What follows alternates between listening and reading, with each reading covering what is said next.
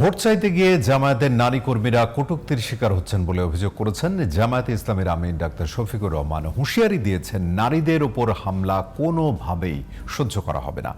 বুধবার দিনভর নিজ নির্বাচনী এলাকা ঢাকা 15 আসনে গণসংযোগ এবং পথসভায় এইসব কথা বলেন জামায়াত আমির। এ সময় নির্বাচনী প্রচারণায় সবার জন্য লেভেল প্লেয়িং ফিল্ড নিশ্চিতের দাবিও জানান তিনি।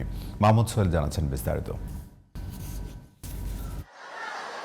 খুলনা বিভাগীয় সফর শেষে এবার রাজধানীর ভোটের মাঠে জামাত আমির ডাক্তার শফিকুর রহমান বুধবার সকাল থেকে জনসংযোগ করেন নিজ নির্বাচনী আসন ঢাকা 15-তে।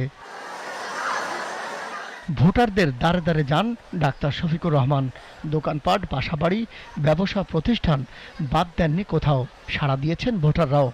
আমার একজন প্রতিদ্বন্দ্বী এখানে আছেন, তাকে আমি ওয়েলকাম করি। আসেন ময়দানে, আমরা সবাই সবার কথা নিয়ে যাই, সুন্দরভাবে, ভদ্রভাবে, শান্তভাবে, সুশৃঙ্খলভাবে সবাই সবাইকে সম্মান করি এবং যার যার কথা আমরা জনগণের হাতে ছেড়ে দেই। আস্থাটা আমরা জনগণের উপর রাখি, আস্থার ভার নিজের হাতে না নেই।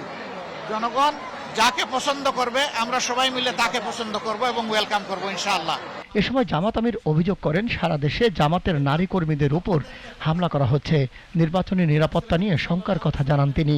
বিকেলে মণিপুর উচ্চ বিদ্যালয়ে জামাতের নারী সমাবেশে বক্তব্য রাখেন জামাত আমির। যেদিন থেকে আল্লাহ তাআলা কিছু মুক্তির ব্যবস্থা করে দিলেন, 5ই আগস্ট 24 সাল, সেদিন থেকে কার আমলনামা কেমন, কার দৃষ্টিভঙ্গি, চলাফেরা, কাজকর্ম, আচার আচরণ, কার নীতি পলিসি কেমন, সেইটা আপনাদের সকলের সামনে পরিষ্কার।